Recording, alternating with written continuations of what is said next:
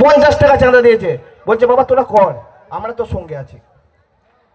প্রতিটা মানুষ অসম্ভবভাবে আমাদেরকে সাহায্য করেছে।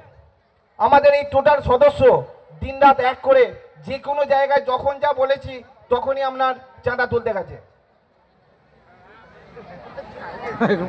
আমরা কথা দিলাম রবীন্দ্র সংঘর সদস্য অন বিহাফ হয়ে আপনাদের যাবতীয় প্রবলেম আমরা যথাযথভাবে সাহায্য করার চেষ্টা করব। আমার মা যদি 10টা শাড়ি পরতে পারে, আমরা রবীন্দ্র সংঘ কথা দিলাম আপনাদের বছরে 2টো শাড়ি গরিব মানুষদের পরাবো। আমরা অসহায় গরিবদের 2টো শাড়ি আমরা অবশ্যই বছরে পরাবো। আমরা কথা দিলাম কোনো মানুষের চালের ওপরে যদি গাছ জন্মে থাকে সেটা অ্যাডভেস্টার বছরে 1টা 2টো ঘরে আমরা দেওয়ার ব্যবস্থা করব।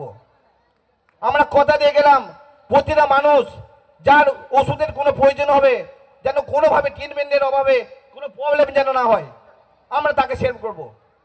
আমরা কথা দিয়ে গেলাম এই মঞ্চে আজকে কুমার অভিজিৎকে দেখছেন, আমি কথা দিয়ে গেলাম আমার সদস্যদের বিহাফ হয়ে আর বছরে অরুণিতা কাঞ্জিলাল, প্রবনদীপ আর প্রসেনজিৎ চট্টোপাধ্যায় এই মঞ্চে আসবে। আমরা কথা দিয়ে গেলাম কোনো গরিব মানুষ অসহায় মানুষ একবার অন্তত মাংস ভাত পাবেন। আমরা কথা দিলাম খন্ডঘোষ বাস স্ট্যান্ডের ওই টোটো গ্যারেজের ওইখানে আমরা বিনা পয়সায় ক্যান্টিন করব। প্রত্যেক দিন মানুষ 10 জন গরিব মানুষ অসহায় মানুষ ওখানে খাওয়া পাবেন, কোনো টাকা লাগবে না, বিনা পয়সায়। শুধু আপনাদের কাছে একটাই অনুরোধ, এত বড় অনুষ্ঠান আমরা জাস্ট এটা তেলা শুরু করলাম, যদি আপনারা সাহায্য করেন শান্তিভাবে সব কিছু পরিচালনা করেন, আমরা কথা দিলাম 8 বছর এই যে ক্রাউডটা দেখছেন, এই যে লোক দেখছেন, তারালের ময়দানে লোক রাখার জায়গা থাকবে না।